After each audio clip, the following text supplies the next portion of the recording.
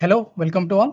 ఈరోజు మనం purchase book ఏ విధంగా ప్రిపేర్ చేస్తామనేది చూద్దాం. మనం పర్చేస్ బుక్‌లో ఏమేమి ఎంటర్ చేస్తాం? Only goods, credit goods purchase చేసినప్పుడు.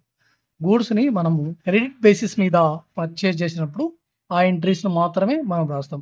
ఒకవేళ అసెట్ పర్చేజ్ చేస్తే అది రాయము. ఎందుకంటే అది గూడ్ కాదు. అది ఒక అసెట్. ఓకేనా? చూద్దాం. ఓన్లీ క్రెడిట్ పర్చేస్ మాత్రమే రికార్డ్ చేసుకుంటాము. First one goods bought from Rama. Rama దగ్గర నుంచి మనము గూడ్స్‌ని కొనటం జరిగింది. వాటి యొక్క వాల్యూ వచ్చి 5000. సో, ఇక్కడ ఎంట్రీ ఏమొస్తదండి? Purchase accounted are to Rama. So, Rama is the creditor అవుతారు మనకు. క్రెడిటర్ అవుతారు కాబట్టి ఇక్కడ మనం పర్చేస్‌లో రామా అని చెప్పేసి రాసుకుంటాం. డేటు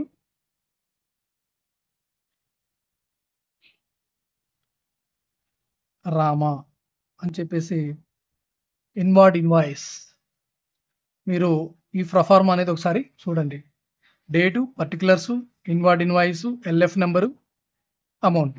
సో, ఇక్కడ ఇన్వాయిస్ నంబర్ అంటే ఏదైనా ట్రాన్సాక్షన్ జరిగినప్పుడు వాటి యొక్క మొత్తం ఎంతయింది, ఏంటని ఒక రసీదులాగా ఉంటుంది కదా! ఒక రిసిప్ట్ లాగా. ఆ రిసిప్ట్ నంబర్ ఉంటుంది. ఆ రిసిప్ట్‌కి మనకి ఏ విధంగా అయితే క్యాస్ట్ సర్టిఫికేట్ గానీ, ఇన్‌కమ్ సర్టిఫికేట్ గానీ, లేదా మనం ఎక్కడైనా పోయినప్పుడు మనం పర్చేజ్ చేసినప్పుడు మనకొక రిసిప్ట్ ఇస్తారు గదా! షాపింగ్ మాల్‌లో. దానికి కూడా నంబర్ ఉంటుంది. అదే విధంగా ఇక్కడ వ ఈళ్ళకి మధ్య ట్రాన్సాక్షన్ జరిగింది గదా! Credit purchase transaction. ఆ ట్రాన్సాక్షన్ జరిగినప్పుడు వాళ్ళొక ఇన్వాయిస్ అనేది ప్రిపేర్ ఇన్వాయిస్ అంటే దాంట్లో డీటెయిల్స్ మొత్తం ఉంటాయి. ఎంత గూడ్స్ తీసుకున్నారు? వాటి యొక్క రేట్ ఎంత? అని మొత్తం క్లియర్‌గా దాంట్లో ఇన్వాయిస్‌లో ఉంటుంది. ఇన్వాయిస్ అంటే ఒక పేపర్ లాంటిదనమాట. ఓకే. మొత్తం డీటెయిల్స్ అన్నీ ఉంటాయి. సో, ఆ ఇన్వాయిస్ నంబర్ 1 అని ఇక్కడ వేసుకుంటాము. అమౌంట్ వచ్చేసి మనకు 5000. Next purchased goods from Mohan. Mohan నుంచి గూడ్స్‌ని పర్చేజ్ చేయడం జరిగింది. సో, ఇప్పుడు మనం ఏం రాసుకుంటామంటే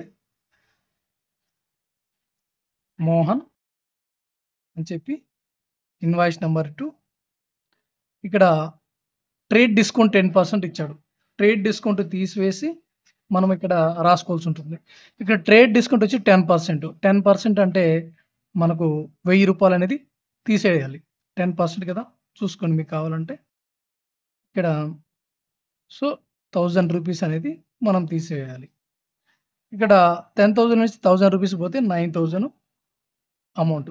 9,000. సో, ఈ 9,000 అనేది మోహన్‌కి మనం బాకీ పడ్డాం. Next bought 10 boxes of goods each one 600 from Ashok. Ashok నుంచి 10 బాక్సెస్ కొన్నాము. 10 బాక్సెస్ ఆఫ్ గూడ్స్‌ని. అయితే ఒక్కొక్క బాక్స్ వచ్చేసి రూ. 600. సో, ఇక్కడ అశోక్ అని పెడతాం. డేటు అశోక్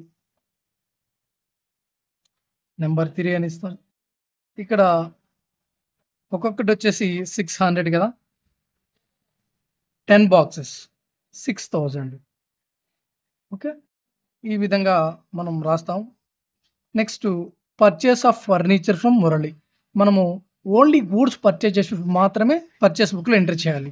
ఇక్కడ ఫర్నిచర్ పర్చేజ్ చేశారు కాబట్టి పర్చేస్ బుక్‌లో మనం ఎంటర్ చేయకూడదు. Next cash purchase 5000.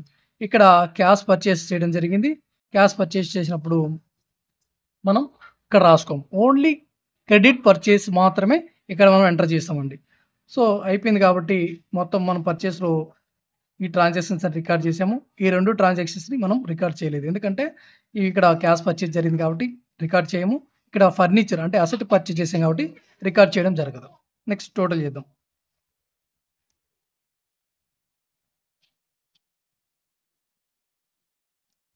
9,000 ఒకటి 14, 14 ఒక 6 20,000 టోటల్ వచ్చేసి మనకు టోటల్ వచ్చి 20,000 అండి. సో, దీనికి మనము పర్చేస్ అకౌంట్ కూడా ప్రిపేర్ చేద్దాం. లెడ్జర్ పోస్టింగ్ అంటారు కదా! సో, పర్చేస్ బుక్ ఇది. పర్చేస్ అకౌంట్ ప్రిపేర్ చేద్దాం. ఇక్కడ చూడండి క్యాష్ పర్చేస్‌కి సంబంధించి ఎంట్రీ వచ్చేసి purchase accounted are to cash అండి. ఓకేనా?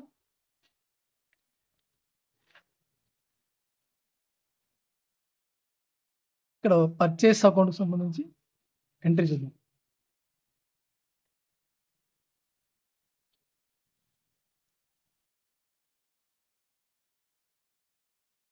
మొత్తం మనకు ఇక్కడ మొత్తం ఎంత బ్యాలెన్స్ ఉంది?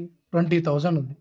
ఈ 20,000ని మనము ఇక్కడ పర్చేస్‌లో మనం యాక్చువల్‌గా ఏం రాసుకుంటాం? ఒకవేళ ట్రాన్సాక్షన్ అయితే పర్చేస్ అకౌంట్ అని చెప్పేసి 20,000 పెడతాం. ఎందుకంటే టోటల్ 20,000 అయింది కాబట్టి పర్చేస్ మనము పర్చేస్ అకౌంట్ డేటా ఆర్ట్ అని వీళ్ళందరి పేర్లు రాస్తాం. వీళ్ళ క్రెడిటార్స్ పేర్లు అందరూ రాస్తాం. సో, వాళ్ళ యొక్క మొత్తం ఎంతమందికి ఈ క్రెడిటార్స్‌కి మొత్తం ఎంత ఇయ్యాలి టోటల్‌గా? 20,000 ఇయ్యాలి. సో, వీళ్ళందరి పేర్లు రాసుకోకుండా టు సండ్రీస్ అకౌంట్ అని చెప్పేసి మనము 20,000 రాసుకుంటామండి. వాళ్ళందరి పేర్లు రాయకుండా అక్కడ టు సండ్రీస్ అని రాస్తాం. వీళ్ళందరూ కూడా క్రెడిటార్సే కదా! ఈ సండ్రీస్ అకౌంట్ అనేది. ఎందుకంటే వీళ్ళందరూ ముగ్గురు ఉన్నారు ఇక్కడ. రామ, మోహను, అశోక్ వీళ్ళంతా కూడా వీళ్ళ యొక్క టోటల్ వచ్చి 20,000. ఇక్కడ పర్చేస్ అకౌంట్ మొత్తం 20,000 కదా! వీటి యొక్క వాల్యూ. సో, ఈ విధంగా మనం పర్చేస్ అకౌంట్ ప్రిపేర్ చేయాలి. పర్చేస్ అనేది మనకు ఎక్కడుంది? డెబిట్‌లో ఉంది. సో, మనము డెబిట్ సైడ్‌న మీకు తెలుసు కదా! లెడ్జర్ పోస్టింగ్ ఏ విధంగా రాయాలనేది. పర్చేస్ అకౌంట్ ప్రిపేర్ చేస్తున్నాం కాబట్టి పర్చేస్ అకౌంట్ అనేది డెబిట్ సైడ్ ఉంది. సో, దానికి ఆపోజిట్‌గా ఉండే సండ్రీస్ అనేది డెబిట్ సైడ్ ఎంటర్ చేస్తాం. అంతే కదా! సో, డెబిట్ సైడా? ఇక్కడ డెబిట్ సైడ్ ఎంటర్ చేస్తున్నాం. ఇయర్ ఎండింగ్‌కి అండి. ఇయర్ ఎండింగ్‌కి మనం ఎంటర్ చేస్తాం. సో, ఇది 31st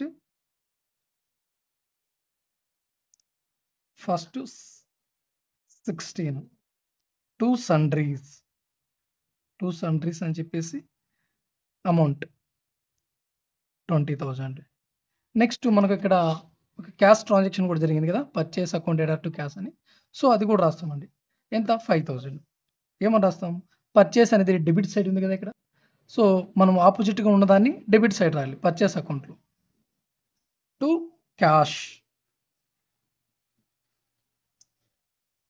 సో, ఇక్కడ ఎంత? 5,000. ఇది కూడా 31st 16 డేట్‌ని రాయాలి. సో, మనం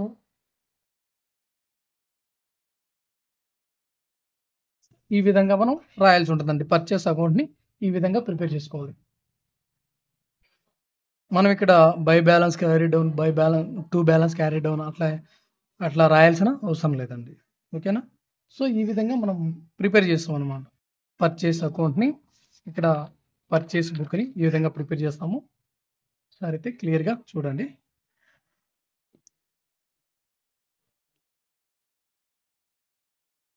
నెక్స్ట్ పర్చేస్ రిటర్న్స్ బుక్ ఏ విధంగా రాయాలనేది చూద్దాం.